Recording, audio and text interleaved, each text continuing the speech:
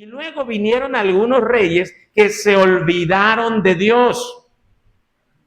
¿Qué dije? Que vinieron algunos reyes que ¿qué? Que se olvidaron de Dios, ¿sí?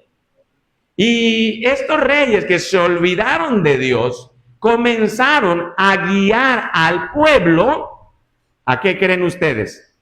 A hacer lo malo ante los ojos de Dios.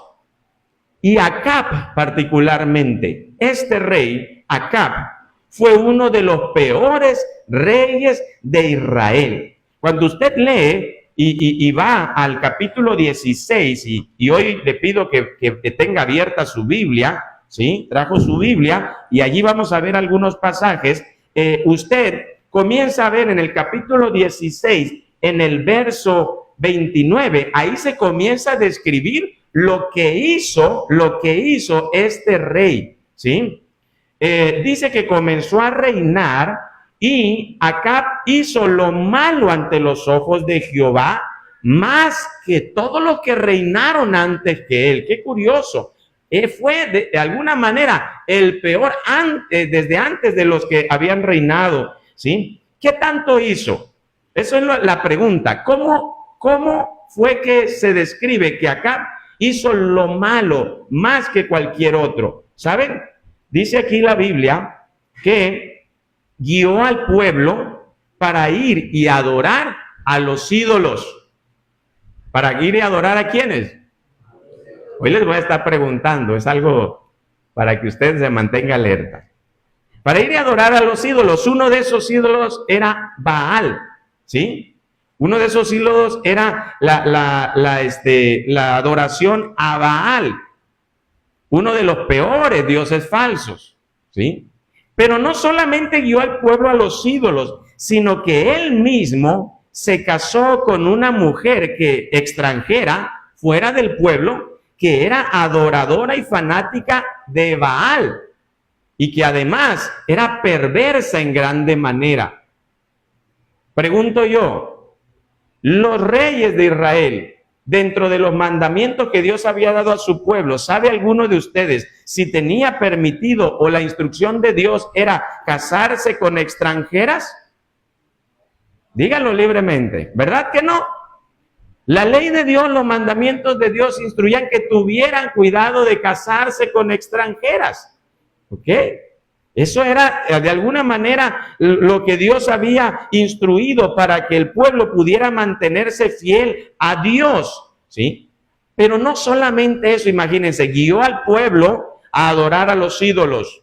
Se casó con una mujer idólatra que era fanática de esos ídolos. Y luego, por instrucción y empuje de ella, comenzó a perseguir a los profetas del verdadero Dios de Israel, a los profetas de Jehová, y puso en lugar de ellos a profetas falsos, a sacerdotes falsos, entre los que estaba el pueblo de Israel, pero persiguió a muchos y mató a muchos profetas de Jehová, hermanos.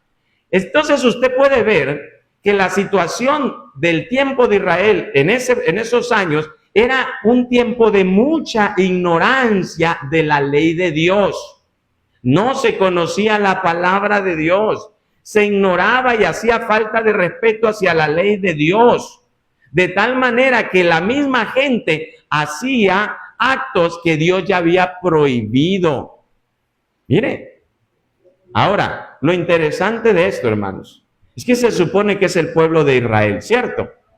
Se supone que es el pueblo escogido por Dios, es el pueblo que Dios escogió, y en alguna forma se desviaron del camino, en alguna forma se entibiaron, en alguna forma fueron indulgentes al pecado, en alguna forma se olvidaron de la ley de Dios y terminaron de una manera tan drástica, de tal forma que a causa de eso, dice la Biblia y lo hemos leído, que Dios manda al profeta Elías, el profeta de Jehová, para decirle al rey: vive Jehová, que no habrá lluvia ni rocío en estos años.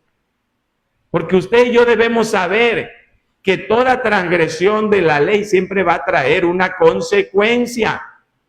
que el pueblo que conoce a Dios y se aparta de los mandamientos de Dios traerán y acarrearán problemas a su vida, porque no vivimos en ignorancia. Conocemos cómo Dios nos ha salvado, conocemos lo que Dios espera de nosotros, pero muchas veces podemos caer en el mismo error de estas personas. La Biblia dice que usted y yo somos real sacerdocio, nación santa, pueblo adquirido por Dios. Pero ¿qué sucede? Vivimos en una sociedad donde siempre nos está empujando para apartarnos de los mandamientos de Dios. Una sociedad donde hay corrupción por todos lados, maldad. Una sociedad donde el pecado abunda, donde se han levantado falsas religiones, adoración a ídolos falsos, adoración a la muerte, adoración a tanta hechicería y maldad, materialismo, vanidad. Una sociedad que ignora y por ignorar transgrede la ley de Dios. Pero no así nosotros, no así nosotros. Y yo me pregunto, ¿cómo es que Israel llegó al punto de estar en crisis por apartarse de Dios si conocían la ley? Israel se dejó llevar por este rey para pecar contra Jehová. Y muchos fueron apartados de la verdadera adoración. Como pueblo de Dios, hermanos, también nos vemos influenciados por muchas cosas en nuestra sociedad. Y les he dicho, una sociedad corrupta. Yo creo que una de las generaciones que lo sufre más, precisamente son nuestros jóvenes, nuestros adolescentes y nuestros niños. Recién en la pasada semana de damas platicábamos, ¿verdad? O aprendíamos cuáles son los peligros que hay, y no por el aparato en sí, ¿verdad?, de la tecnología, sino lo que se transmite a través de esos aparatos que tan fácilmente la gente podemos acceder a información, y que si no tenemos el criterio, podemos tomar como verdad las mentiras de Satanás. Que si no tenemos la dirección de Dios y la firmeza en la palabra de Dios, el conocimiento de la ley de Dios, cualquiera de nosotros podemos ser arrastrados por pensamientos contrarios, por pensamientos del mundo. Por eso es muy importante conocer la ley de Dios. Muchachos, por eso es que nuestros padres, desde niños, como lo hacemos ahorita, nos preocupamos porque conozcamos la palabra de Dios. Porque la palabra de Dios dice, es lámpara a nuestros pies y lumbrera nuestro camino. Porque ¿con qué vamos a limpiar nuestro corazón, jóvenes? Dice la palabra, con guardar la ley de Dios, con guardar sus mandamientos.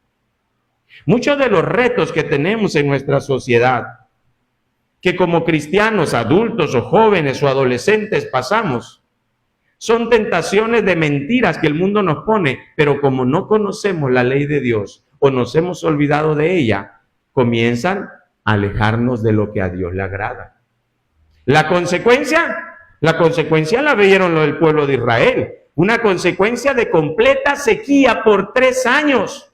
Y muchas veces, hermanos, nuestra vida también se ve en sequía espiritual, en sequía emocional, inclusive en sequía económica o de salud, porque sin darnos cuenta nos hemos deslizado a practicar, a pensar, a creer y a vivir de acuerdo a los principios del mundo, antes que a los principios de la ley de Dios. Eso me recuerda a uno de los memes no tan nuevos que hay por ahí, ¿verdad? Una frase en internet que aparece y dice, ay, ¿por qué me está pasando eso? Y de repente dice, ajá, ya me acordé por qué. Porque muchas veces vemos la situación en la que nos encontramos de crisis y decimos y levantamos la voz, Señor, pero ¿qué pasa? ¿Por qué estoy así? Y pues tenemos que analizar nuestra vida, si es que estamos fundamentados en la ley de Dios, en la palabra de Dios, y si es que no, nuestra sequía en nuestra vida es consecuencia de apartarnos de la palabra. Ahora, déjeme aclarar que no quiere decir que toda enfermedad y problema sea por eso, pero muchas veces tenemos que analizar y checar y decir, Señor, no seré que esté sufriendo por un gusto mío, porque tú quieres bendecirme, porque tú quieres que esté en paz, porque tú quieres que esté en tranquilidad, porque tú me prometes paz en medio de la dificultad, porque tú me prometes sanidad. ¿No seré que lo que estoy sufriendo es precisamente como consecuencia de apartarme yo del conocimiento tuyo? De no tener una relación íntima y constante contigo. Y es que la vida del cristiano necesita, hermanos, tomar decisiones firmes. No podemos estar en indecisiones. En otras palabras, no puedo estar con un pie buscando de Dios y con otro siguiendo los preceptos que el mundo me dicta y cómo yo viva. Porque eso nos traerá solamente crisis. Y cuando vienen esos problemas, entonces uno tiene que decir, ay, ya me estoy acordando por qué. Porque lo que me manda la palabra no lo obedezco. Porque ni siquiera me acuerdo de lo que dice la palabra, porque quizá me he alejado del conocimiento de la palabra.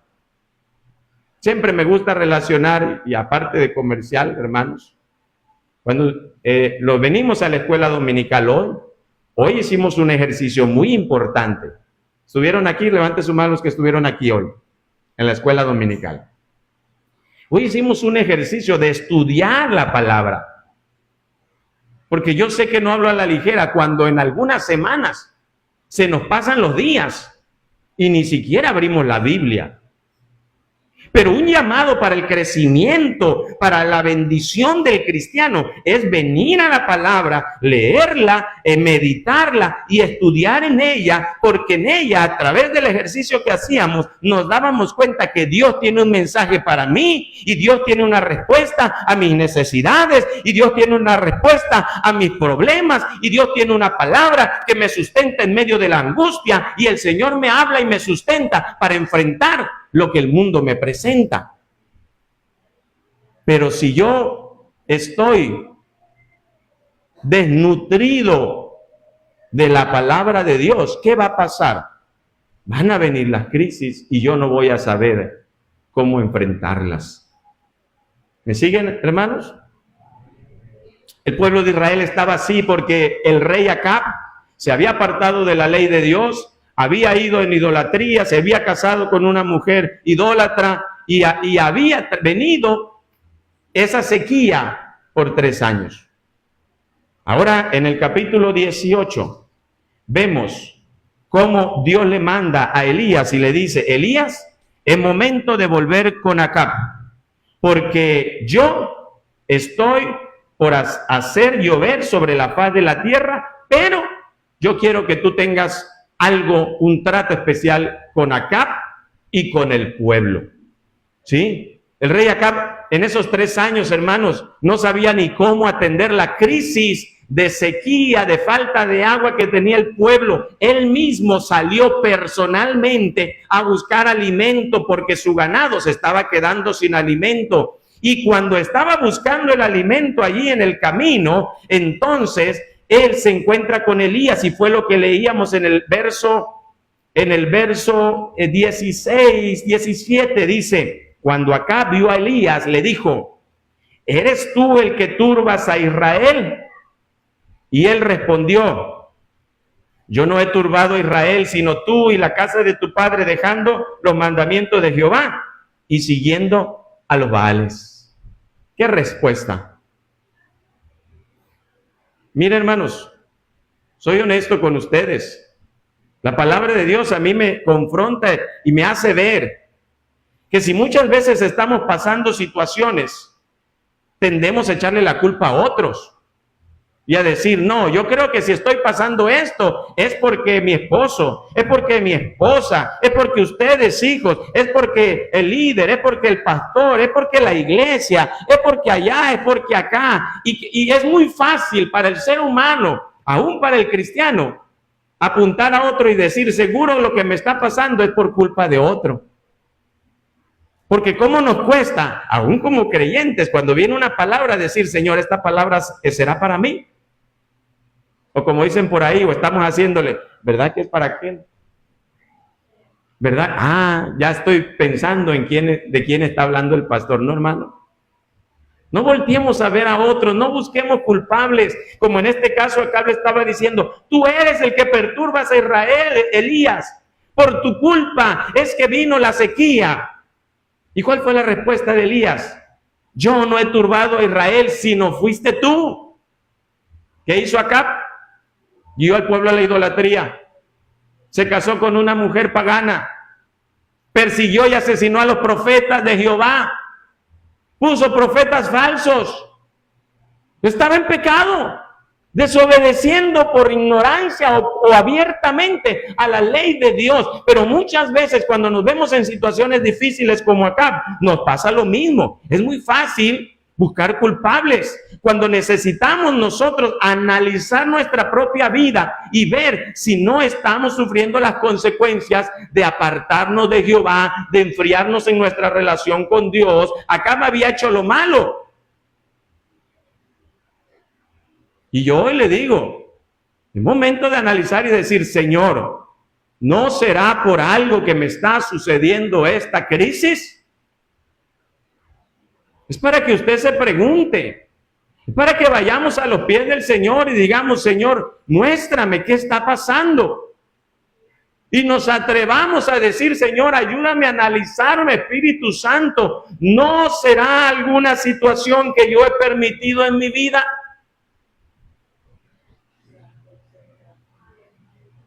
Por ignorancia, por desconocimiento o por desobediencia abierta. ¿Sabe de dónde radica eso? Primero, ¿qué tanto sabes que tiene Dios para ti en la palabra? Si lo ignoras, lógicamente vas a fallar, porque no te estás instruyendo en la palabra. Joven, adolescente, hermanos, adultos. Hoy también decíamos, no solo esto para los que... Es que hoy decíamos en el estudio, ¿verdad? Algunos testificaban y decían, cuando vamos a la palabra, la misma palabra, resulta que descubro algo nuevo. Mire, ese descuido en la palabra nos pasa hasta en los más viejos en el evangelio, voy a decirlo así. Que como ya tenemos muchos años y podemos decir, he leído 2, 3 veces la Biblia, yo digo, no tengo nada nuevo que aprender. Entonces, quizá no lo digo, pero lo pienso y lo actúo. Entonces, ¿qué tanto me interesa volver a la palabra y leerla? Pero nos estamos perdiendo de cosas. Nos estamos perdiendo de nuevos mensajes que Dios tiene para ti. ¿Qué tanto conoces la Biblia, joven? ¿Qué tanto te interesa este libro que es más preciado que cualquier libro de ideología, de filósofos, de ingenieros? ¿Qué tanto nos interesa lo que es la palabra misma de Dios? No son opiniones de los mejores influencers y youtubers, que son pasajeros, que son subjetivos.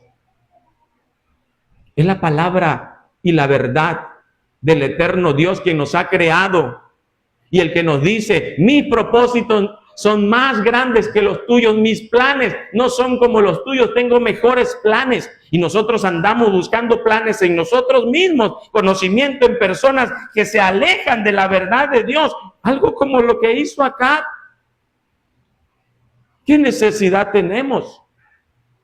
¿Sabe que el desconocimiento de la ley precisamente es una de las cosas que hace más vacilante al cristiano? Porque cuando estamos en la encrucijada de decir, yo debo hacer esto o aquello, si tú tienes conocimiento claro de la Escritura, si el Espíritu Santo te guía para entender los principios que hay en ella, tú sabrás cómo actuar con convicción, no dudarás, no tendrás ni siquiera que consultar al líder, porque el Espíritu Santo tiene para ti, a través de la palabra, la respuesta precisa para esa encrucijada que estás viviendo. Es la palabra. Ay, y a mí me pesa ver a un rey, al que tiene toda la responsabilidad de un pueblo, guiarlos mal. Yo pienso en mí como padre de familia y les hago pensar a ustedes, varones, somos cabeza de hogar. Dios nos ha puesto una responsabilidad, nos ha dado un privilegio. Sí, les hablo a ustedes, hermanas, que son ayuda idónea, que también juntamente con el varón tenemos que guiar a nuestros hijos en el conocimiento de Dios. Y sí, también nos habla a ustedes jóvenes que quizás sus padres puede que no conozcan mucho de la palabra, pero si han sido alcanzados y están aquí escuchando, es para que ustedes busquen y le digan: Señor, enséñame lo que tú quieres de mí, para no caer en crisis, que luego diga: ¿por qué estoy así? Buscar culpables y decir simplemente: es porque yo estoy desobedeciendo a tu palabra. Hay un reto tan grande para nosotros. Dios no quiere a cristianos vacilantes, hermanos. Y Acab, siendo el rey de Israel, se había perdido. El resto de la historia es una historia muy emocionante que algunos de ustedes conocerán. Porque cuando Acab acusa a Elías y le dice: por tu culpa es que estamos como estamos. No, es el pecado que has traído al pueblo. Pero ahora mira lo que dice el Señor: convoca a todos los hijos de Israel y reúne también a los profetas en el monte Carmelo. ¿Tiene ahí su Biblia abierta? Verso 21 dice: y acercándose Elías, yo les dije, ¿quién era Elías? ¿Qué función hacía Elías? Profeta. ¿Y qué hacía el profeta? Daba una palabra de parte de Dios, un mensaje de parte de Dios. Acercándose el profeta, el mensajero de Dios, el hombre de Dios, le dice a todo el pueblo y le dijo: ¿hasta cuándo claudicaréis vosotros entre dos pensamientos? Y el Señor nos está hablando hoy. ¿Hasta cuándo claudicaréis en dos pensamientos? ¿Qué pensamientos? Estamos aquí para adorar a Dios, conocemos a Dios. Joven, has escuchado de Dios, quizá vienes porque tu familia viene. Varón, también, quizás viene porque tu esposa viene. Mujer, quizás vienes porque tu esposo viene, pero estás escuchando de Dios. El pensamiento de verdad de que Dios es el creador. Y de que en su amor envió a Jesucristo a morir por nosotros para hacernos sus hijos. Eso es un pensamiento de verdad, ese es un pensamiento bueno, ese es un pensamiento de edificación. Y estamos aquí, conociendo más de eso, conociendo más de la vida cristiana. Por eso nos preocupamos por la escuela dominical, por eso nos preocupamos por el discipulado, por eso nos preocupamos por la escuela de crecimiento, por eso nos preocupamos de crecer en ese pensamiento bueno que viene de la palabra de Dios. Pero hay otro pensamiento que te quiere apartar. ¿Qué estamos haciendo aquí con tanto calor? Ya me cansé, dicen algunos, el brazo, ya dale. No, si yo sé que ya cuando acabe, yo ya sí voy a tener permiso de ir a donde quiera en la tarde, ya cumplí el requisito de ir a la iglesia, podrán decir algunos. Sí, está bien que hable lo que quiere el pastor, el que predica, el que canta. De todas formas, yo sé que al ratito le doy a mi mente, a mi corazón, lo que yo quiera. Yo escucho una cosa, pero voy a hacer lo que yo quiera. Al cabo, para eso soy. Ese es otro pensamiento del mundo, diabólico, que te lleva a la perdición, siguiendo los placeres de este mundo. Pero si estás aquí, tienes la bendición de estar escuchando que Dios nos dice: ¿hasta cuándo claudicaréis entre dos pensamientos?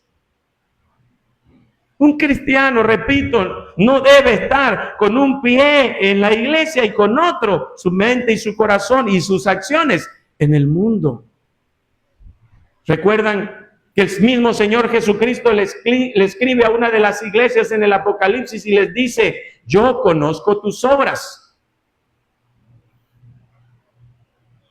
Hemos aprendido que las obras son producto de lo que creo, de lo que yo recibo, de lo que yo dejo entrar a mi mente. Yo conozco tus obras, que ni eres frío ni caliente. Ojalá fueses frío o caliente, pero por cuanto eres tibio y no frío ni caliente, te vomitaré de mi boca. Hay un riesgo. Señor, ¿por qué no siento tu presencia? Señor, ¿por qué no respondes a mis oraciones? Señor, ¿por qué no veo tu mano?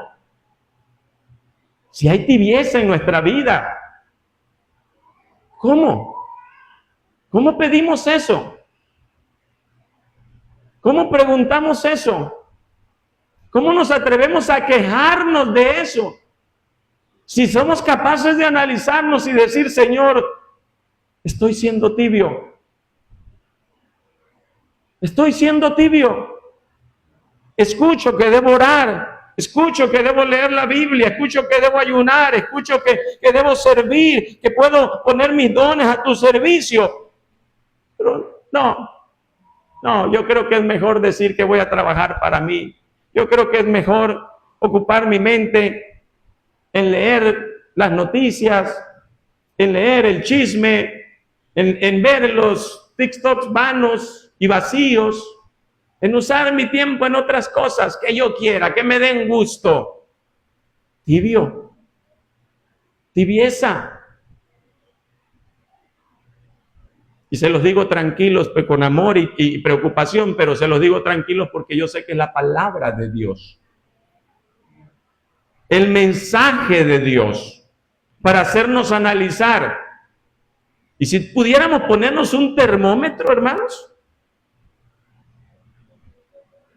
y si pudiéramos ponernos un termómetro en nuestra vida espiritual, que nos midiera nuestra temperatura,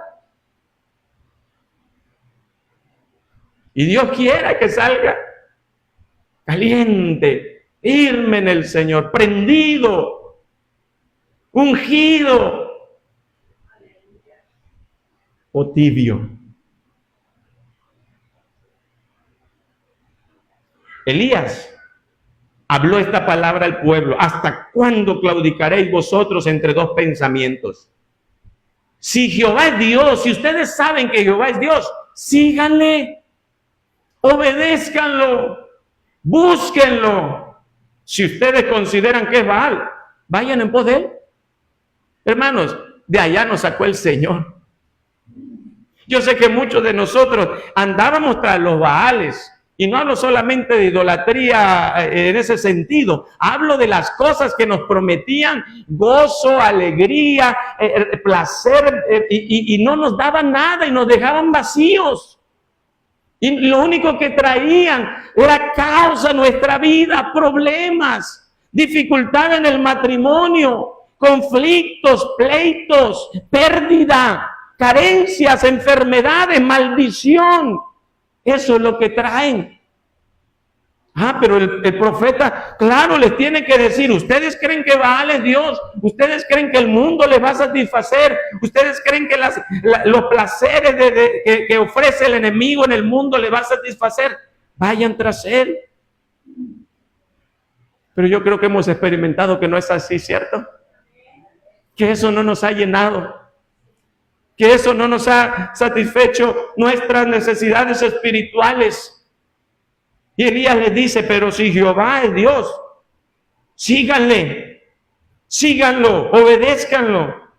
Y entonces Elías, me encanta este escenario, y yo sé que algunos igual lo han leído, lo hemos hasta visto, ilustrado, porque dice, y ofrece un reto Elías por parte del Señor. Miren, los profetas de Baal, los 450 profetas de Baal, denles un becerro, que ellos levanten su altar, que pongan el becerro allí y que clamen a su supuesto Dios, a ver si hace descender fuego para que queme el holocausto. A ninguno nos dé fuego, ni a ellos, y yo también haré lo mismo. Dice: denme un becerro, yo voy a ponerlo en el altar y vamos a clamar a Dios, a Jehová, y ustedes clamen a Baal, y el Dios que responda, ese es el Dios verdadero. No he visto película que me emocione tanto como esta. Porque la Biblia lo describe bien. ¿Tiene ahí su Biblia abierta? Mire, vamos a leer allí, verso 26. Los profetas de Baal, los profetas de ese ídolo, tomaron el buey que les fue dado, lo prepararon, lo destazaron, lo pusieron, dice, sobre el altar. Invocaron el nombre de Baal desde la mañana hasta el mediodía. Unas 6 horas ahí, los profetas de Baal invocándole, diciendo: Baal, respóndenos. Pero no había voz, ni quien respondiese. Entre tanto, ellos andaban saltando cerca del altar que habían hecho allí. Y aconteció al mediodía que Elías se burlaba de ellos, diciendo: griten en voz alta, porque Dios quizá está meditando, tiene algún trabajo, o va de camino, o tal vez está dormido, y tienen que gritar fuerte para despertarle. Y ellos clamaban a grandes voces, y se zanjeaban, dicen, se sajeaban con cuchillos y con lancetas, porque era una forma, según ellos, de llamar la atención de ese ídolo, hasta que chorreaban la sangre sobre ellos.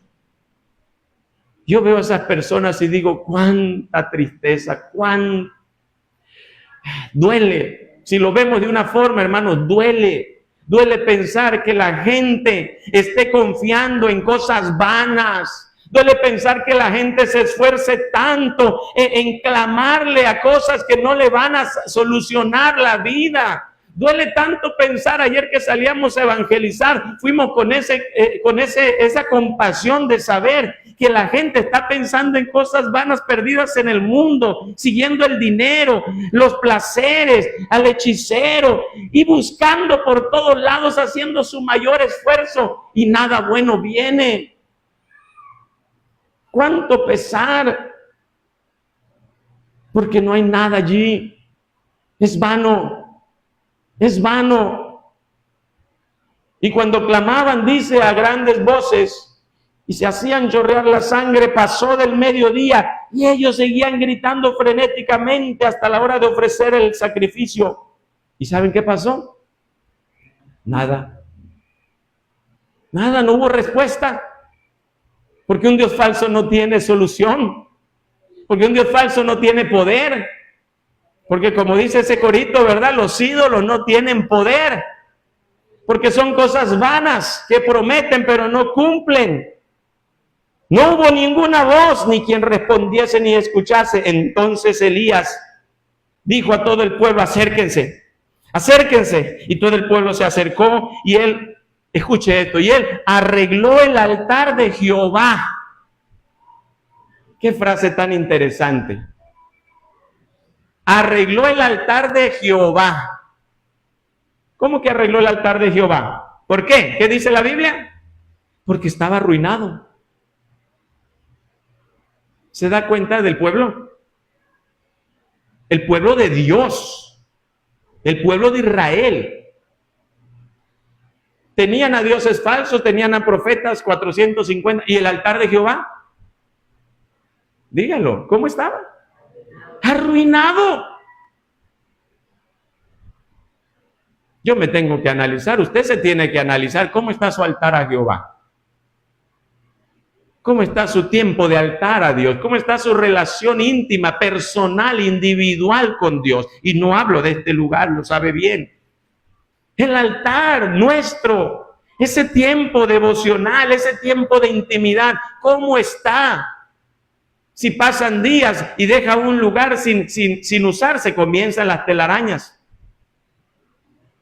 Si pasan días y comienza y deja la Biblia cerrada, cuando la abre va a haber polvo.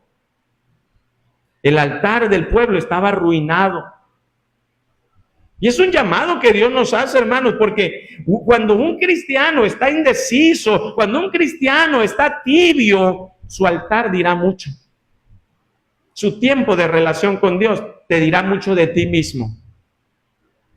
Mire, aquí ustedes me ven, aquí yo los veo, aquí cantamos juntos, aquí doblamos nuestras rodillas juntos, aquí leemos juntos, pero allá donde nadie lo ve, es su altar individual, es su altar personal.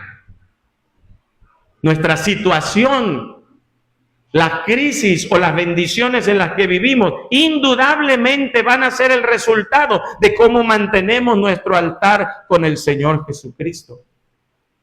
No hay otra ecuación. La victoria en mi vida cristiana va a depender de cómo se encuentra mi altar con el Señor.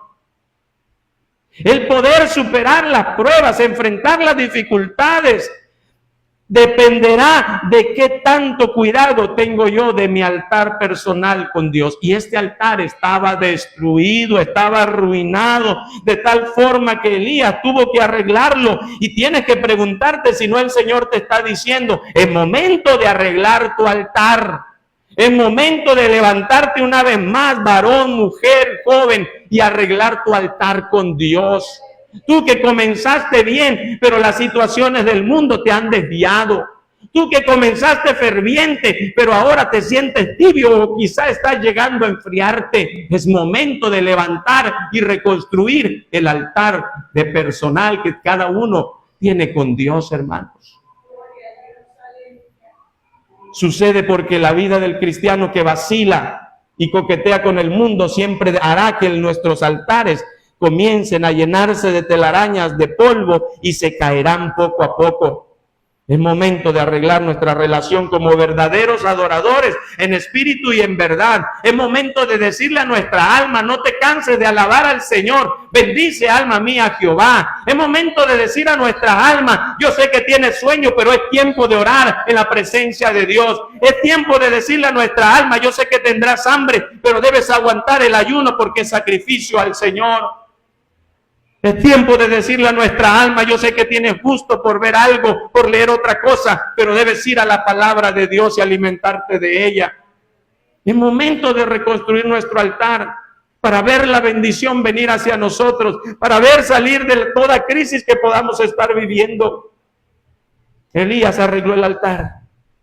Tomó 12 piedras conforme al número de las tribus de los hijos de Jacob. Edificó un altar. De allí puso una zanja alrededor, sacó una zanja, puso dice, la leña, cortó el buey y puso ese buey sobre la leña y llenó 4 cántaros de agua y la derramó sobre el holocausto, es decir, sobre el animal, sobre el buey, sobre la leña, 4 veces. Y luego el agua inclusive corría por la zanja. Estaba empapado ese sacrificio.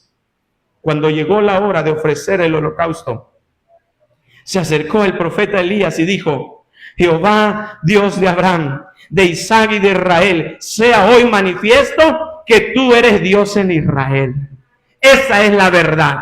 Ese es el pensamiento de verdad, no el pensamiento de mentira del mundo, donde nos dice que hay muchos dioses a los cuales clamar, muchas cosas en las cuales puedes tener confianza. No, sea notorio hoy en Israel que tú eres el Dios y que yo soy tu siervo y que por mandato tuyo he hecho estas cosas. Elías oró: respóndeme, Jehová, respóndeme, para que conozca este pueblo que tú, Jehová, eres el Dios y que tú vuelves a ti el corazón de ellos. Qué hermoso esto. Porque por eso nos habla Dios, hermanos.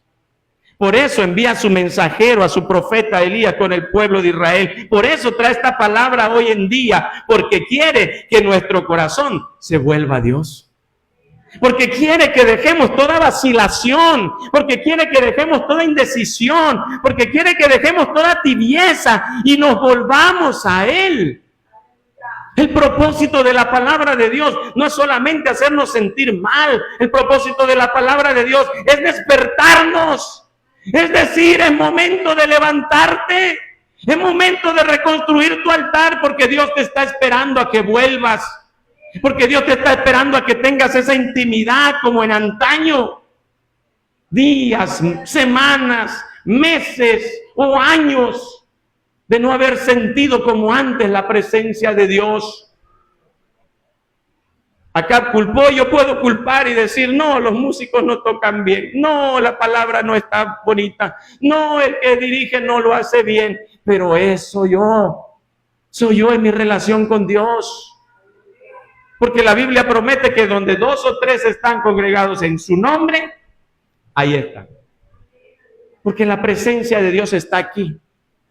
Porque el poder de Dios se manifiesta donde hay un pueblo que le busca de todo corazón. Elías oró de esa forma y oró y dice: Señor, respóndeme. Tú vuelves el corazón, a ti el corazón de ellos. ¿Y qué sucedió? Dios respondió.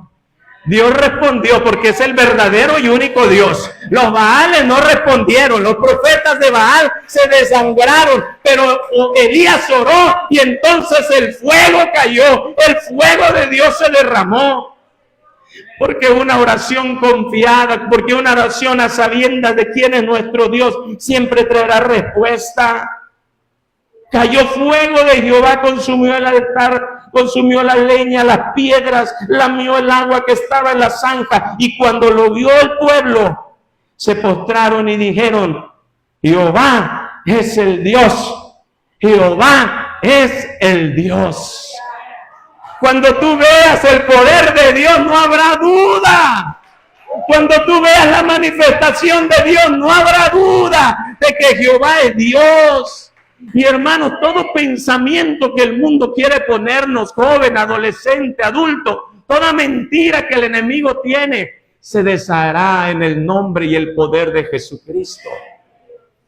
Porque Dios quiere que te levantes juntamente conmigo, porque Dios quiere que reconozcamos si es que nos hemos entibiado, porque Dios quiere que reconstruyamos nuestro altar y que clamemos a Él y que nos volvamos de todo corazón a Él y dejemos toda vacilación, porque Él es el verdadero Dios. ¿Cómo estás tú? O mejor preguntémonos, ¿cómo quieres estar tú?